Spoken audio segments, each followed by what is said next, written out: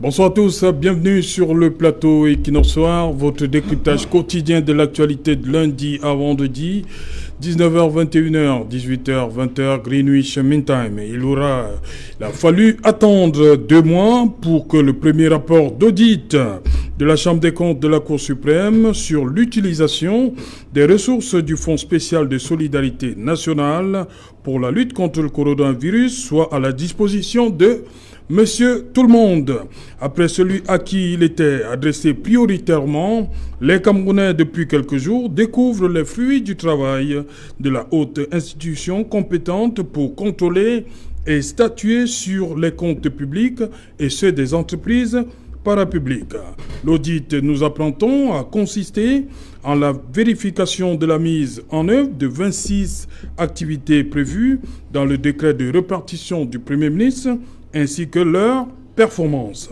Loin d'être un rapport final, le document en circulation est une synthèse d'étapes. Il nous permet de savoir que 21 départements ministériels, en dehors du ministère de la Santé et du ministère de la Recherche scientifique et de l'innovation, représentent à eux seuls 128 milliards 270 millions de francs CFA de dotation, soit 71,26% sur les 180 milliards de dotation globale du fonds CAS Covid-19. Les départements ministériels impliqués ont, d'après la juridiction financière, effectivement démarré la mise en place des dispositifs internes requis.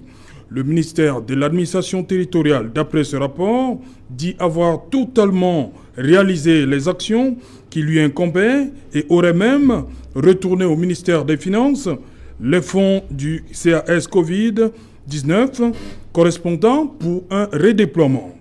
Dans cet exercice, le ministère de l'Éducation de base, le ministère des Pêches et des Industries animales n'ont pas répondu aux demandes de la Chambre des comptes. Le ministère de la Santé et le ministère de la Recherche scientifique et de l'Innovation, d'après la Chambre des comptes, ont été le lieu par excellence d'irrégularité et de dysfonctionnement. Madame, Monsieur, tout à l'heure à 20h, c'est la grande édition du vendredi qui vous sera présentée par Julien Berthe Bissaï. Quant à moi, je vous retrouve après pour Equinox Soir deuxième partie. Ce sera le temps du débrief.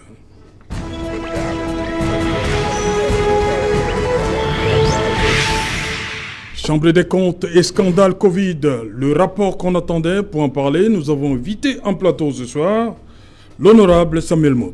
Bonsoir honorable, bienvenue. Bonsoir Serge Alain. Après un long passage, je suis de retour sur votre plateau. Merci de m'accueillir.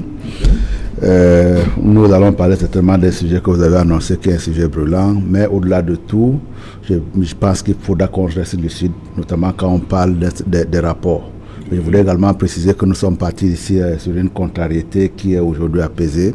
Nous avons une république, la République camerounaise à construire, et très souvent il ne faut pas s'arrêter à des contrariétés ou des choses qui ne marchent pas. Même quand on est indifférent quelque part, une fois qu'on s'est expliqué, on peut penser également qu'on a d'autres choses à faire derrière. Et je suis tout heureux d'être sur votre plateau ce soir. Nous également, hein. Merci. Nous sommes heureux d'avoir le RDPC depuis les autres communicants qui nous sont heureux de vous retrouver. Merci. Très bien, merci. À côté de vous, Marcel Olivier Ndi. Bonsoir. Bonsoir Serge Alain, bonsoir. Bienvenue. Merci. Bonsoir. Du MPCN, vous sortez tout fraîchement de Djombe Penja.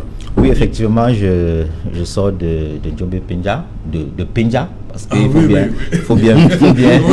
faut bien restituer la vérité. Parce que, vous sortez de Penja. Oui, je sors de Penja. C'est là où tout s'est joué aujourd'hui. Oui, cette matinée. Oui. Maître Manfo, qui était le candidat, le vice-président, qui est le vice-président du MPCN, a gagné l'élection. Donc c'est lui le nouveau maire de la commune de Djombe Penja. Vous avez eu peur de ce qui s'est passé à Banganté? Vous avez peur que ça se passe chez vous? Bon, est-ce que nous avons eu peur de ça? Parce que le MPCN a la majorité aussi. Hein, oui, le MPCN a la majorité. Nous avons 23 conseillers sur 34. Oui. Bon, il se trouve que, comme dans toutes les démocraties, il y a de la dissidence à l'intérieur. Mais nous sommes partis avec l'assurance que cette dissidence-là ne pouvait pas nous empêcher de gagner cette élection. cette dissidence, est-ce que ça s'est affiché aujourd'hui? C'est-à-dire qu'en dehors de Maître Manfo, est-ce qu'il y a eu un autre candidat du PCN? Évidemment, il y a eu un autre candidat. Donc Banganté a parlé en Djombe Pendja, c'est ça? Banganté a parlé en Djombe Pendja, mais très vite neutralisé par le nombre statistiquement majoritaire des conseillers qui étaient, comment je peux dire, qui sont proches de l'idéologie de Paul-Éric Kingé. Okay. Parce qu'il faut savoir que dans un parti politique, et ça, je vais même le relever ici, parce que quand vous regardez la manière dont le code électoral est élaboré, on dit que pour qu'un candidat soit investi à une élection, il faudrait qu'il soit investi par son parti. Mais quand on arrive à la session de plein droit, on refuse, on dit que les candidats sont libres. Ouais, donc en principe, oui, les candidatures sont libres, c'est tout le monde qui peut se présenter. Or, il faut revoir ça, parce que les partis politiques qui ne sont pas adossés sur l'appareil administratif et qui n'ont pas un moyen de pression sur les candidats, sur ces candidats dissidents-là, vraiment c'est difficile. Ça émiette le pouvoir de l'opposition, vous voyez un peu, des partis politiques faibles comme les nôtres, parce qu'il faut reconnaître que le terme discipline du parti soit revu. Ça doit être plus dur. Non, ça doit être plus dur. Non seulement ça doit être plus dur, je dis que ça doit s'appuyer sur la loi. Autant on investit, un parti politique investit ses candidats à l'élection, quand on convoque le corps électoral, on doit faire la même chose. Parce que ce qui s'est passé chez nous, c'est que nous sommes passés à l'élection en interne. Et un candidat a fui cette élection. Il a estimé que lui ne peut pas participer et que ça ne va pas être transparent, alors que nous nous sommes dit on vote à main levée. Il a refusé. Il a dit non, le vote est secret. On a dit d'accord, nous allons au vote secret. Il a refusé. Et nous avons été surpris qu'en salle, bon, pas vraiment surpris, mais en salle, il est arrivé, il a levé la main qu'il était candidat. Or, si le code électoral indiquait clairement, puisque nous avons établi un PV, si le code électoral indiquait que seuls les partis politiques doivent investir les candidats en session de plein droit, on n'aurait pas eu ce type de solution. Merci Marcel Olivier. Bonsoir Maître Ngefa. C'est Jeanne, bonsoir. Bonsoir à tous les téléspectateurs. Bonsoir mon frère. Bonsoir à mon camarade de fac. Bonsoir mon confrère aîné. Bonsoir monsieur le maire René Manfo. Je suis convaincu que les conseillers de Loum Pendja ont vu juste, parce qu'il ne faut pas perdre de vue l'histoire. René Manfo est celui-là qui a accompagné le défunt Paul-Éric Kingé dans tous les combats.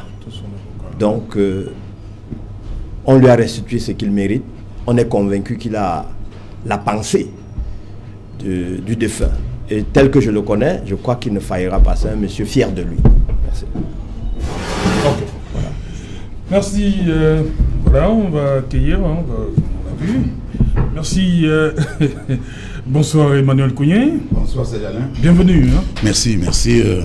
Je m'excuse pour ce léger retard. Indépendamment de la volonté, bien sûr. C'est quoi? Le trafic? C'est quoi? Vous allez accuser quoi? J'ai eu un petit problème de voiture, personnellement. Ah, ok. Le mécanicien, il bosse? Non, c'est une question de roue, donc je ne pouvais pas la remplacer. Vous négligez? Je ne pouvais pas la remplacer, ça arrive à tout le monde. C'est un décès de survivor. Ok, Maître Ngefa, restons sur... je pose cette question. On nous a habitués ces derniers temps à ce que dès qu'un document, à peine il est signé, il se retrouve sur les réseaux sociaux. Voilà un document qui, on va dire, a attendu presque 2 mois avant de se retrouver chez Monsieur Tout-le-Monde. Comment comprendre ça? Qu'est-ce qu'on voulait? Est-ce qu'il y a un message derrière? 2 mois pour que le rapport se retrouve chez Monsieur Tout-le-Monde. Sur le timing. Je suis un peu gêné parce que quand vous prenez ce rapport, dès la première phrase, les rédacteurs vous disent que le président de la République, les ministres ont l'obligation, au regard des textes qui ont été pris, de rendre public ce rapport aussitôt qu'il est signé. Alors, vous avez vu que même le ministre d'État, le ministre de la Justice, garde des Sceaux, a dû utiliser le marteau pour réclamer une copie entière et parfaite de ce rapport. Alors, qu'est-ce qu'on cachait alors que la loi, alors que les arrêtés, les circulaires exigent que dès sa signature, ce rapport est rendu public pour attester de la bonne gouvernance. Alors, si on a caché... Vous trouvez que 60 jours, c'est énorme? 60 jours... On cachait quelque chose, ouais, pour parler comme au quartier, on fuyait le MRC avec. Donc, mais bon, comme le MRC s'est fouillé, comme le MRC s'est fouillé, il a retrouvé, il est là. Tout le monde peut lire, se faire une idée. Oui, c'est ce que j'ai appris lorsque j'empruntais le chemin pour arriver ici. On m'a dit que c'est les œuvres du MRC pour saboter la vie politique. Bon. Je suis heureux de savoir que le député Samuel Maud, qui est venu ici clamer haut et fort qu'on devait fermer cette chaîne, si on ne lui présentait pas les excuses, il soit assis, il va nous expliquer ce qu'il cachait. Merci. Non. Mais t'inquiète pas, je crois que... Merci. Restons dans le rapport. J'y suis. Oui, voilà. Honorable Maud, restons sur le timing d'abord. 2 mois, c'est énorme. Je vous ai dit, depuis un certain temps, à peine une signature à poser sur un document parfois marqué du sceau confidentiel, ça se retrouve déjà dans la... Là, c'est 2 mois. Qu'est-ce qui s'est passé selon vous? Déjà, je vous signale que si vous y voyez une signature quelque part, j'ai séché la signature, je ne l'ai pas vue. Comme pour dire effectivement, mais y compris dans votre introduction de tout à l'heure, vous avez trouvé un qualificatif à ce document qui prête à caution. Je voudrais préciser que, en ce qui me concerne pour l'heure, c'est un objet volant non identifié, sur lequel effectivement tout à l'heure on va discuter. Oui. Parce que j'ai dit que c'est pas le rapport final. Hein? Ben justement, oui. Non, mais j'en venais, c'est j'allais autour. Parce que selon que c'est un rapport provisoire, un rapport d'étape, un rapport final, le regard qu'on sera amené d'y porter va être totalement différent. Mais je voudrais également, à la suite de cela, préciser aussi que il donne la paternité de la divulgation du rapport au MRC, très bien pour la République. Mais je voudrais également dire qu'il y a une autre paternité qu'il faudrait tout de suite enlever. Il est bien précisé dans ce rapport-là, si vous l'avez bien lu, que la Chambre des comptes est amenée à faire ce travail-là en raison de la compétence qui est la sienne, de faire des audits dans un certain nombre d'institutions de la République, y compris également les sociétés parapubliques et donc également aussi les ministères. Mais aussi, il est précisé que, de manière originelle, lorsqu'on a mis en place ce fonds-là, il était bel et bien précisé qu'il devait avoir des audits, en fonction également de ce que précisait l'ordonnance du président de la République 001 du 3 juin 2020, du décret également qui l'a accompagné, mais également de la note circulaire. Cette histoire également de rendre compte a été une préoccupation profonde de la représentation nationale, parce que lorsque nous avons reçu auditionner les ministres, notamment en commission de finances, nous leur avons posé ce problème de transparence là, et effectivement assurance nous avait été donnée de ce qu'il y aurait des audits. J'ai cru entendre qu'il y avait des gens qui se fondaient en commentaire en disant que grâce à un député que je n'aurais pas nommé ici, l'audit se fait finalement. Et donc pour revenir sur ce premier point, pourquoi s'il est divulgué? Normalement les choses de la République ne doivent pas être divulguées, tout au moins quand censé par le couloir officiel qui lui a été donné, le couloir réglementaire. Mais je serai peut-être à poser un certain nombre de commentaires tout à l'heure, mais tout en étant réservé. Réservé pourquoi? Parce qu'un rapport d'étape doit être apprécié comme tel. On fait des rapports d'étape en audit pour quelle raison? Pour 2 raisons principalement.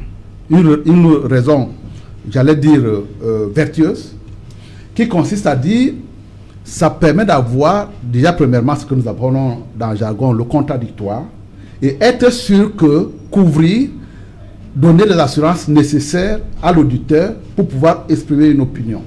Parce que très souvent, nous avons pensé dans le cadre des audits, nous avons pensé que nous avons vu une anomalie. Sur la base des recoupements que l'on fait en interrogeant également la personne qu'on a auditée, on peut être souvent amené à les réviser.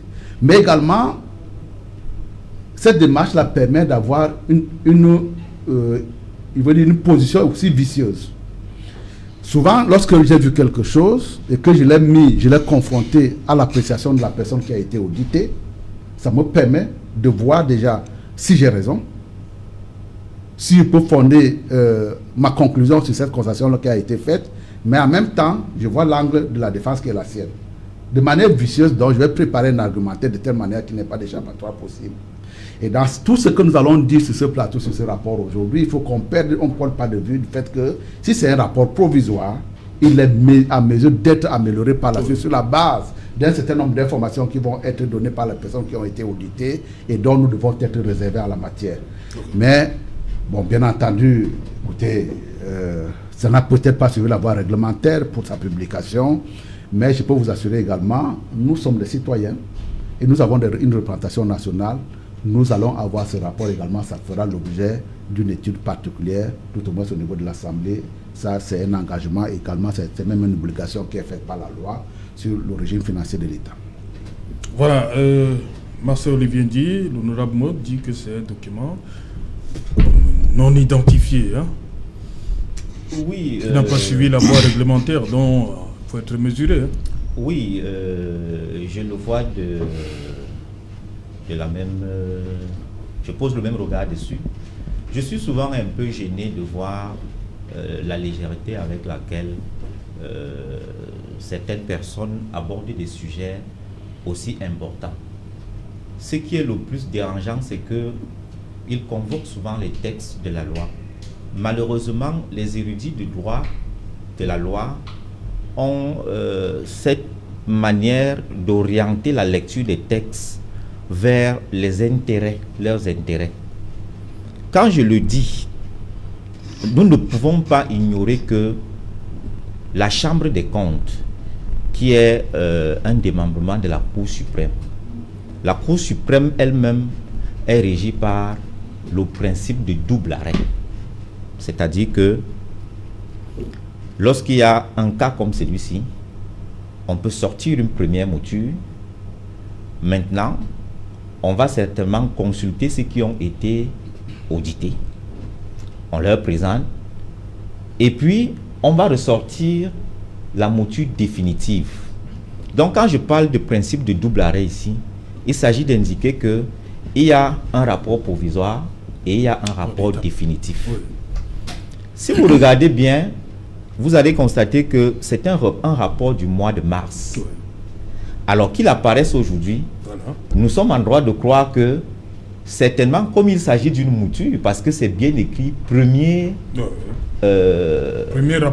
rapport d'audit. Alors, ça veut dire qu'il y a le rapport définitif.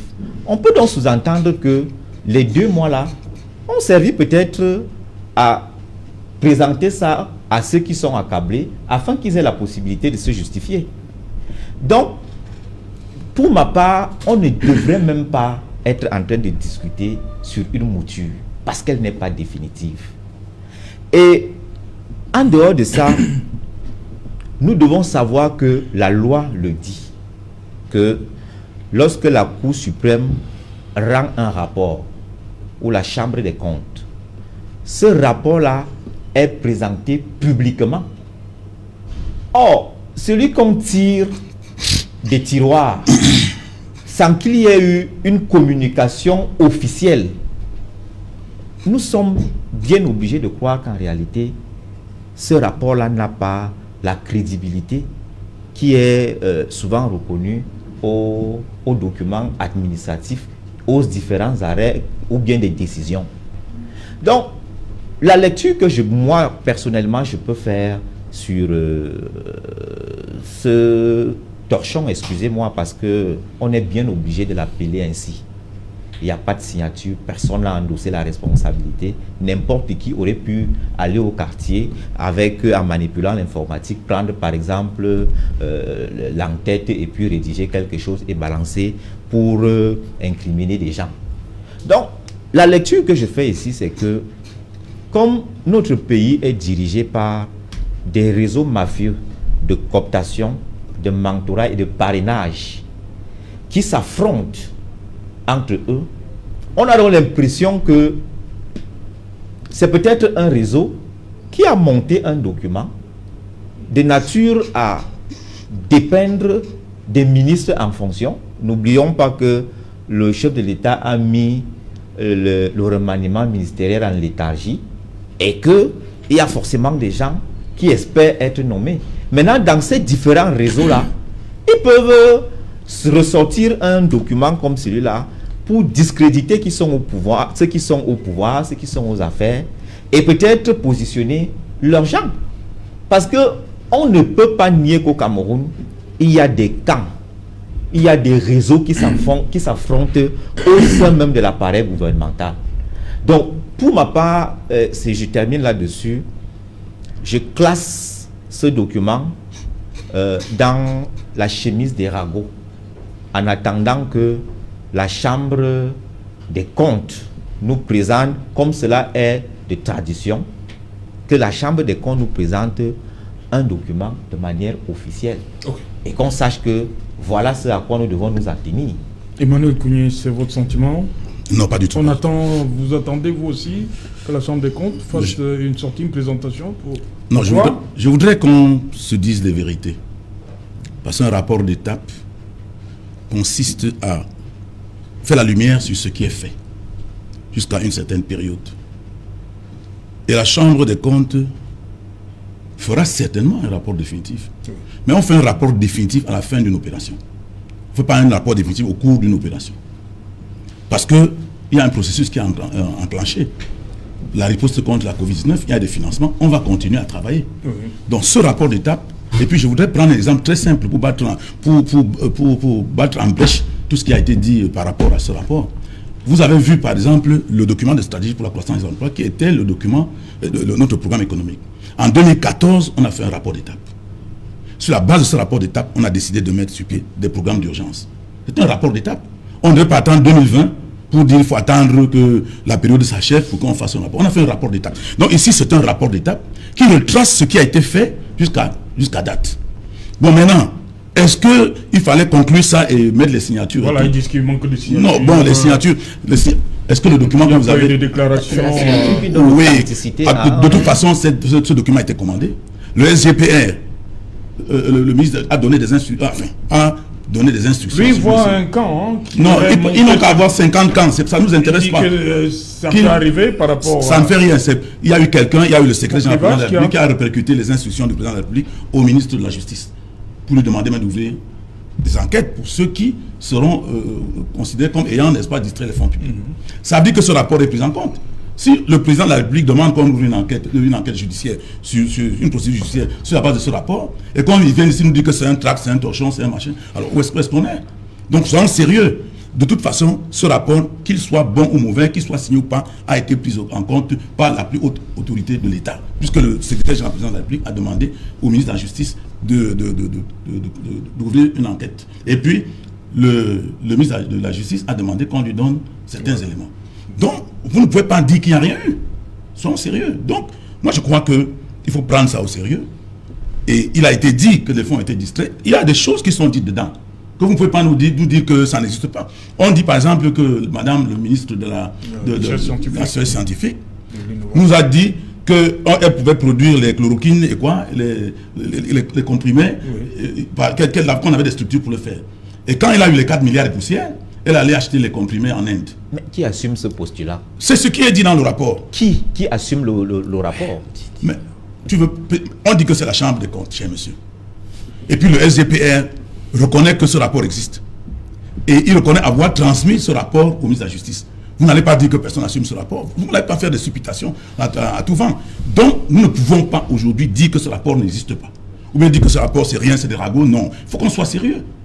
Autrement dit, tout ce qui est en train d'être dit là, tout ce qui est en train de faire, toutes les correspondances que nous voyons du SGPR au ministre de la Justice, du SGPR au Premier ministre, tout ça, c'est des ragots.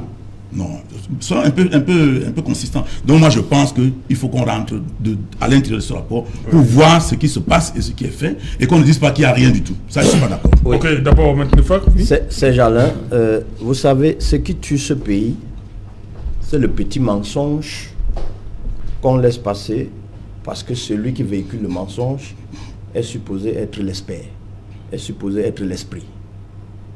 D'abord, monsieur le député, est-ce que ça c'est un rapport d'étape? Vous êtes l'expert.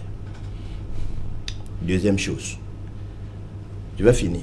Allez-y. Moi, je lis premier rapport d'audit. C'est écrit synthèse du rapport général. un rapport d'étape n'est pas une synthèse. Vous êtes l'expert, dites ça au peuple. Deuxième chose, c'est écrit synthèse du rapport général. Ça veut dire que mars 2021. tous les rapports d'étape ont été établis. 1. Première constance. 2. Ce qu'on recherchait a été consigné dans un rapport qu'on appelle le rapport général. Maintenant, pour présenter cela au public, pour être conforme à ce qui est dit, c'est-à-dire pour être conforme tant à l'ordonnance, tant aux arrêtés et aux circulaires, il faut informer le peuple. La Chambre des comptes sort ce qu'on appelle la synthèse du rapport général. Donc le premier mensonge que vous devez évacuer de vos cerveaux, vous qui nous regardez, nous n'avons pas affaire à un rapport d'étape. Maître. Est-ce que vous pouvez me laisser finir? Oui, c'est tout, mais... Deuxième chose, le deuxième mensonge que vous devez évacuer de vos cerveaux pour qu'on soit dans le sujet, c'est qu'il ne s'agit pas d'un torchon, il s'agit de la synthèse d'un rapport général. Et quand on dit synthèse, ça veut dire résumé. Si c'était en anglais, on dirait de summarize. Hein? Il faut que ce soit clair. Un résumé n'est pas un rapport d'étape. Je le dis bien, un résumé n'est pas un rapport d'étape. Si c'est dit, c'est qu'on a clochardisé les esprits. Alors, revenons donc à l'affaire. Est-ce que je peux me moquer? Est-ce que je peux me moquer des dignes magistrats qui composent la Chambre des comptes? Qui suis-je? Qui de nous ici a réussi ce concours pour oser dire qu'il s'agit d'un torchon? Non. Ce qui manque à ce pays, c'est l'honnêteté, c'est la finesse, c'est la responsabilité pour respecter ceux qui sont à leur place. Je ne dirais jamais un député, c'est un fiefé. Non. Il a été élu. Même si ceux qui l'ont élu, ils l'ont élu tel qu'ils l'ont élu. Entre-temps, vous m'avez traité de menteur. Mais lorsque vous venez en expert, vous avez une synthèse, vous dites que c'est un rapport d'étape. Qu'est-ce que vous voulez qu'on retienne? Vous allez expliquer. Oui. C'est tout. Ok, allez-y donc, honorable. Très bien. Bon, premièrement, le raisonnement par l'exemple, à mon avis, il est biaisant. Et très souvent, le raisonnement par l'exemple également nous amène à trouver nous amène à des conclusions très souvent qui ne sont pas soutenables. Il parle du DSE, nous sommes en train de parler de rapport d'audit. C'est vraiment des choses. C'est un exemple, cher monsieur. Non, mais c'est pour ça que je vous dis effectivement que le raisonnement par exemple, voilà. pour moi, il ne me sied pas beaucoup. Oui, on peut raisonner par analogie. Oh là là. Voilà, très allez-y. Bien. Un rapport d'audit, on parlait de rapport d'audit. Je vous ai dit de manière vertueuse et de manière vicieuse, on émet un rapport provisoire, appelez-le comme vous voulez, qui permet d'avoir une consolidation des arguments des uns et des autres.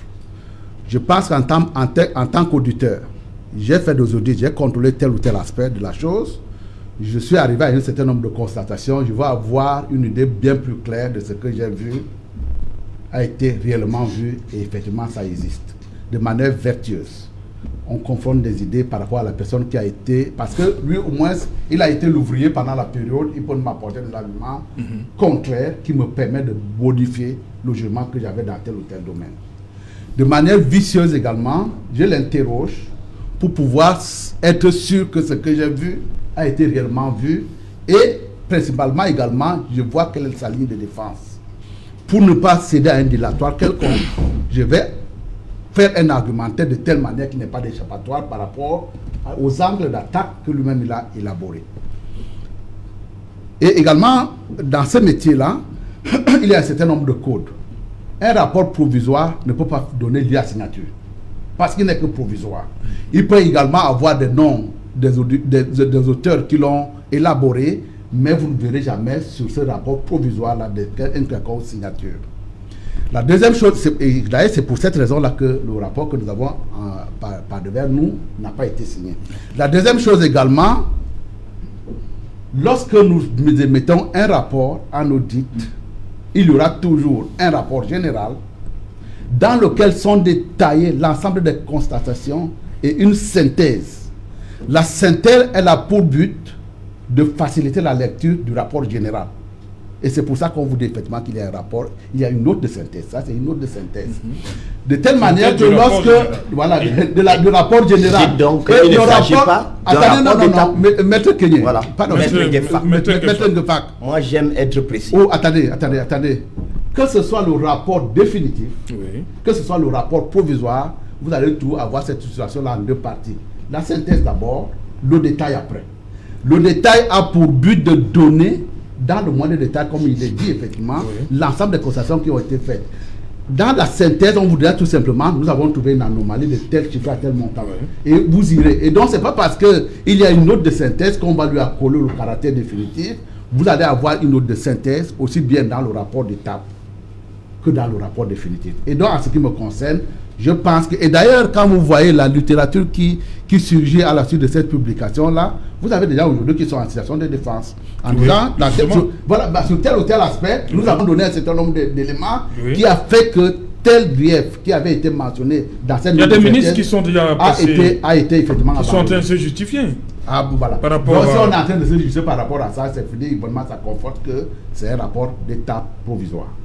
Et c'est pas intention, je crois qu'on peut rectifier ça. Oh, c'est pas moi qui ai oublié non, personnellement, ce sont des hauts magistrats qui non, vraiment, je ne voudrais pas, je ne peux pas retirer mon mot. Non. Je dis que je ne peux pas retirer mon mot. Pourquoi? Première question. Qu'est-ce qui rend un document administratif authentique?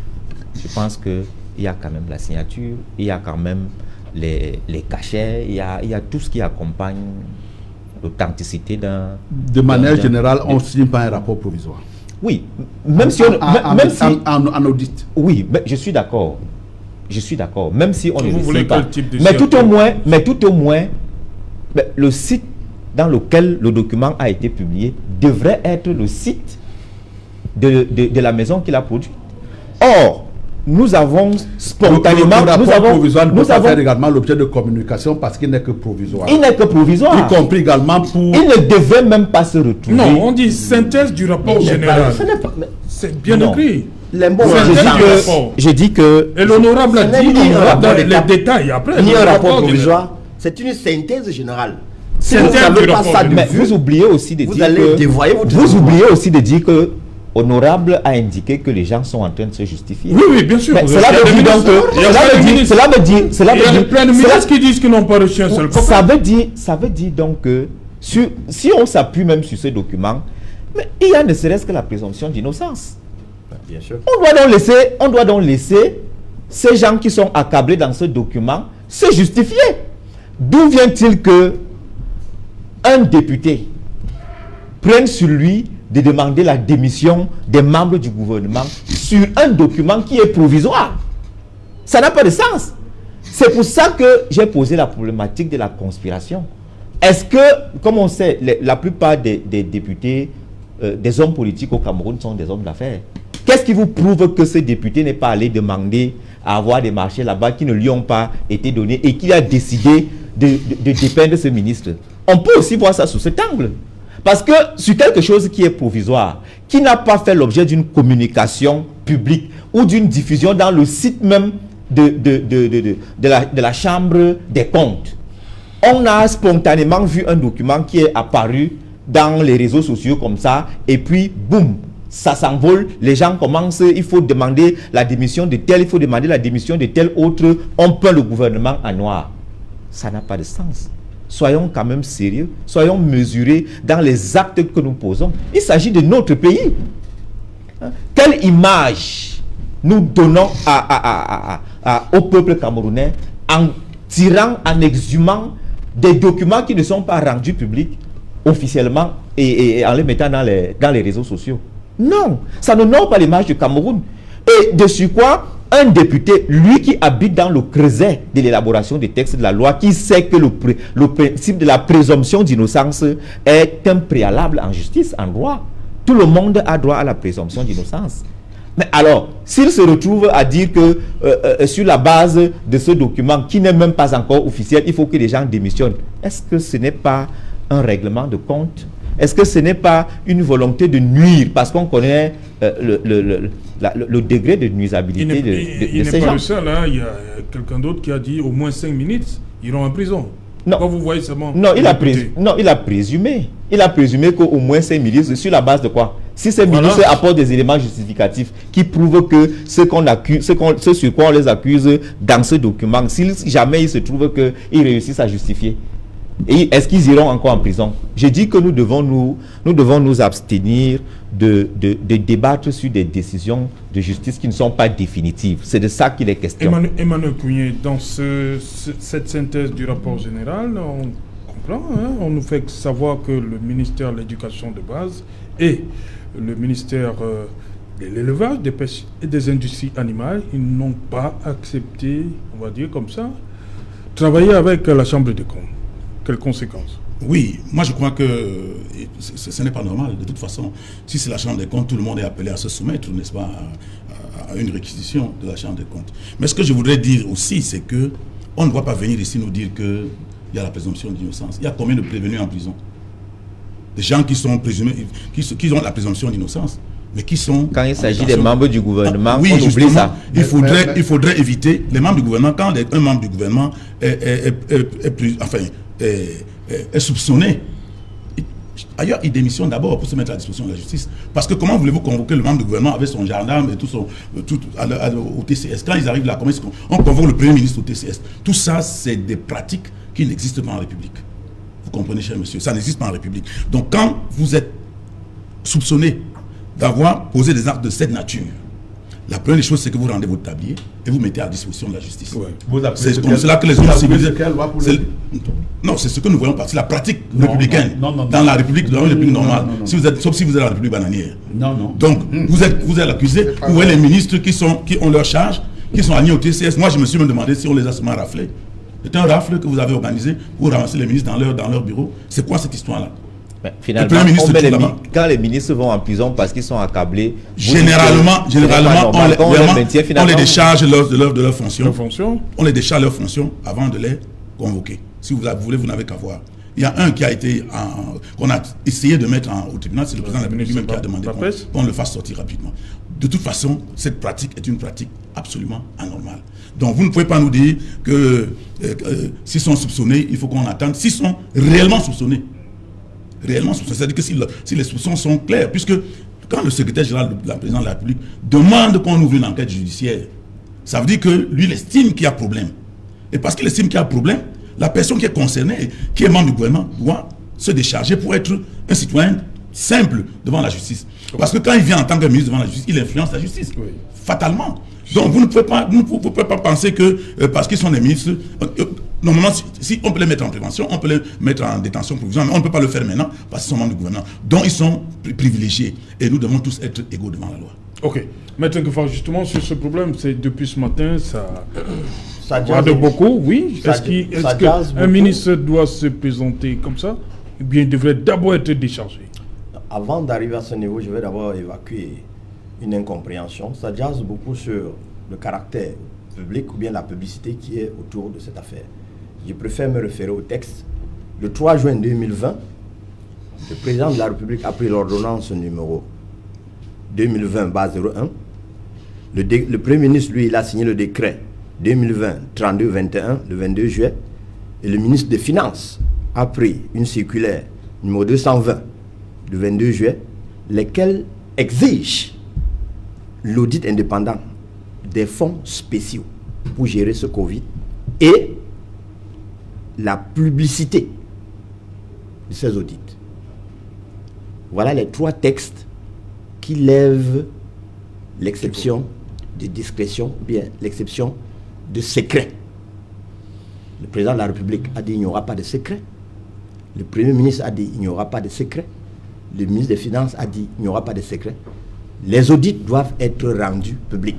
La question qu'un homme normal, dans une république normale, devrait se poser, pourquoi les trois là décident que les audits doivent être rendus publics, c'est-à-dire mis à la disposition du plus petit?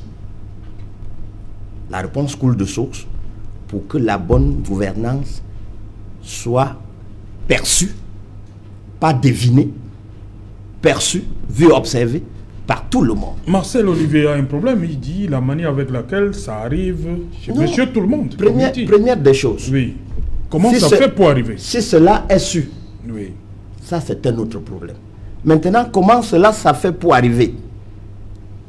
Est-ce qu'on est d'accord que ce document émane de ceux qui avaient qualité ou bien qui ont qualité pour rédiger? Si c'est ce document, alors la loi dit, eux, ils doivent mettre ça dehors. Est-ce qu'il y a encore une autre question? Non. Qui a mis dehors? Non. Le problème reste, comment on met ça dehors? Non. La question, comment on met ça dehors? On ne communique pas sur quelque chose qui est provisoire. S'il vous plaît. Pas de publicité. Vous savez, Il moi, n'y a pas de publicité. je ne devine rien. La loi qui organise le fonctionnement de la Chambre des comptes dit que quand la Chambre des comptes prend une décision comme celle-ci, rédige un document comme celui-ci, il met à la disposition du procureur général. Le procureur général, c'est le bras séculier de l'exécutif dans le milieu judiciaire. C'est lui qui transmet au ministre pour lui dire « j'ai reçu ». Voici ce qu'on en fait. Mais la loi dit dans ce cas-ci, le secret qui entoure l'information judiciaire est levé. Parce qu'on dit, on rend public cet audit.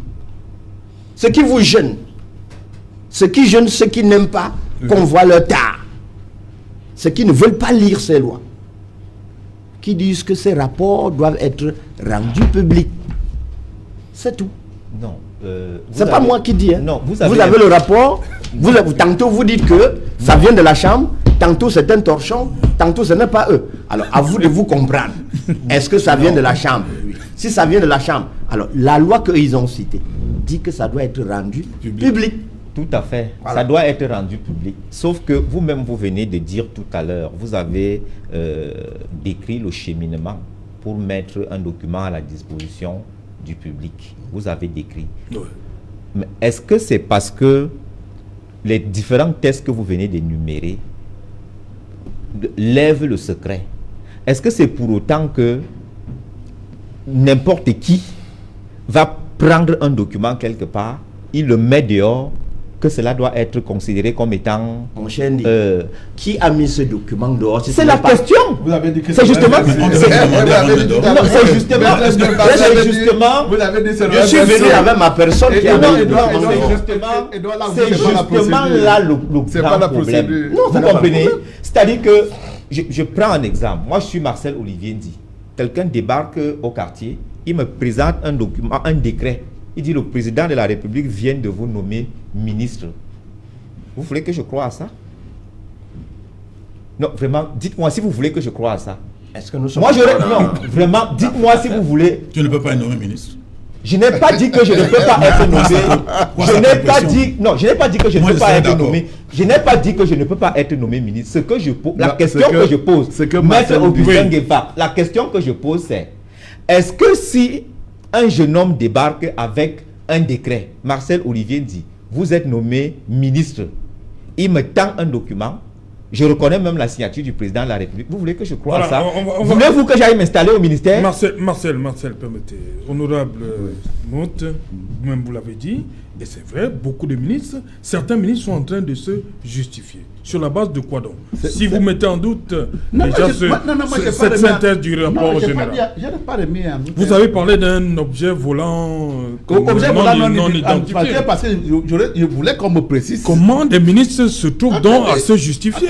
Non. Certains disent même qu'ils n'ont pas reçu un seul copec. Écoutez, quand je vois l'entête de République du Cameroun, il me semble effectivement que ça vient de la Chambre de compte parce que j'ai eu à traiter ce nombre de documents qui viennent là-bas. Voilà. Je dis objet volant non identifié, c'est pourquoi on me précise si c'est un rapport définitif ou un rapport provisoire. Si c'est un rapport provisoire, nous aurons de la peine à poser des analyses objectives. Non, on dit synthèse du rapport général. D'accord. Et à ce moment-là, c'est tout simplement cette précision-là que je demandais. Et effectivement, en matière de publicité également, un rapport provisoire, par essence, c'est également un document de travail intermédiaire sur lequel on ne peut pas communiquer. Je vous ai parlé tout à l'heure de démarches vertueuses et vicieuses. Écoutez-moi très bien. Un auditeur qui balance à la place du monde un certain nombre de constatations qui ne sont pas sourcées, confrontées, et qui, par la suite, est démenti par la réalité des faits, il perd toute forme de dignité qu'il pourrait avoir, de sérieux en la matière. C'est pour cette raison-là que ce chemin-là, il est étroit, mais il est important de le suivre. Je pense avoir vu quelque chose. Je voudrais, sur la base de la confrontation avec la personne que j'ai auditée, qu'il y ait une certaine, confirmation de ce que j'ai constaté. Ça peut être confirmé. Si c'est confirmé également, je passe à l'autre face. Je vois l'angle de défense qui est la sienne. À ce moment-là, de manière vicieuse, je prépare un argumentaire qui permet qu'il n'y ait pas d'échappatoire. Après, parce que là également, c'est un problème de fierté aussi. Lorsque vous avez attrapé quelqu'un sur une infraction, quand vous l'avez envoyé en justice, vous n'avez plus maître de la procédure. C'est dans la conclusion que vous allez élaborer, sur la base des arguments que vous avez vus qu'il est en train de vous opposer, que vous allez avoir une procédure effectivement qui va couronner de succès le travail que vous avez mené. Et c'est pour cette raison-là que je vous dis tout simplement, certes, on nous a servi un document, mais en fonction du qualificatif que nous allons donner à ce document-là, les points de vue, les arguments que nous pouvons avoir, les positions, les postures dans l'analyse que nous devons poser par la suite peut évoluer. S'il y a aujourd'hui des ministres, j'ai vu tout à l'heure, sur une histoire de, je sais pas moi, de Mercurial, j'ai vu qu'il y avait un ministre qui disait, mais il n'a pas bien lu, il n'a pas bien lu la Mercurial. Et donc, on arrive à ce genre de choses. Écoutez-moi très bien. Vous pensez que ça va être très honorable pour un haut magistrat de ce rang-là de dire, par exemple, qu'il s'est trompé de ligne? Non, c'est pour cette raison qu'il doit aller voir la personne.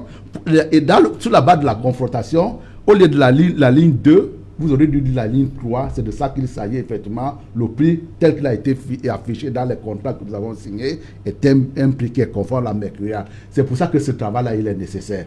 Maintenant, bien entendu, écoutez, je ne suis pas en train de faire une cabale. C'est constant. Le président de la République l'a rappelé à plusieurs reprises. S'il y a quelqu'un qui est pris la main dans le sac dans ce genre de manifestation, il doit rendre gorge. La première chose. La deuxième chose également, c'est plus ou moins constant que le président de la République a dit en ce qui concerne ce septennat, ce sera certainement le septennat qui va couronner sa carrière politique. Et pour cette raison-là, lorsqu'il y a, je voudrais seulement qu'on soit réservé. Mais s'il y a par la suite des constatations, il y a un certain nombre de gens, effectivement, qui, malgré les avertissements qui ont été donnés par ailleurs, quand ici, ces articles-là, lui, ce qui l'intéresse, c'est la publicité. Mais c'est des dispositions qu'on avait prises dès le départ, en disant qu'il y aura transparence totale dans cette opération-là, et que de toutes les façons, la personne qui va s'écarter, il va être confronté aux affres de la justice. Et ça, effectivement, c'est une constante. Emmanuel Kounié, on le voit depuis quelques jours, hein, il y a des journaux, plein de journaux aujourd'hui, plein de parutions. On voit des têtes des ministres qui se justifient par rapport à tout ça. Oui, mais ça prouve quelque part que ce document... Qui a dit que les ministres se justifient? Non, non, il y a plein de ministres qui disent qu'ils n'ont pas reçu un seul copec. Contrairement. Qui a dit? Bon, mais, des ministres. Ils ont fait des déclarations à la presse. Oui. Je voudrais vous dire que M. Ndi et M. Mott nous ont pris dans un piège. C'est-à-dire qu'ils nous ont gardés dans la périphérie du sujet. Nous allons finir l'émission, on ne va pas parler de ce rapport. Et bon, à ce stade, on nous reste là. D'ici le rapport, bon, le rapport est passé par quelle voie, etc. Il nous tourne en bourrique. Et je crois qu'il faut rapidement qu'on sorte de là. Parce qu'il est établi ici aujourd'hui que ce rapport, c'est un rapport d'étape, un rapport provisoire, appelez-le comme vous voulez. Mais je dis que dans ce rapport, des gens sont soupçonnés. Et quand les gens sont soupçonnés à ce niveau, ils doivent pouvoir, n'est-ce pas, se mettre tranquillement à la disposition de la justice. Le mot de soupçon, il est terrible. Oui, ils sont soupçonnés. Ils sont soupçonnés. En plus, vous prononcez ça à côté d'un avocat. Oui, je dis en fait. Peut-être qu'ils sont présumés innocents. On commence à faire des poursuites à part les soupçons. Je ne sais pas là où on en est. Attendez, qu'est-ce que vous appelez soupçons? Non, ce n'est pas les soupçons. C'est quoi? On estime qu'ils ont fait une faute. Peut-être ne l'ont-ils pas fait. Mais toujours est-il que. On estime. On estime. Oui, on estime. Et quand c'est le cas. Merci Emmanuel. On revient après. C'est annoncé. Dans un instant, dans le 20h de Julien Berthe et Bissaï, après le début du journal. Mais tout de suite, une page de pub. Lucie adore le soleil. Pour elle, il n'y a pas de vie sans musique. Ibrahim est un ambitieux. Il profite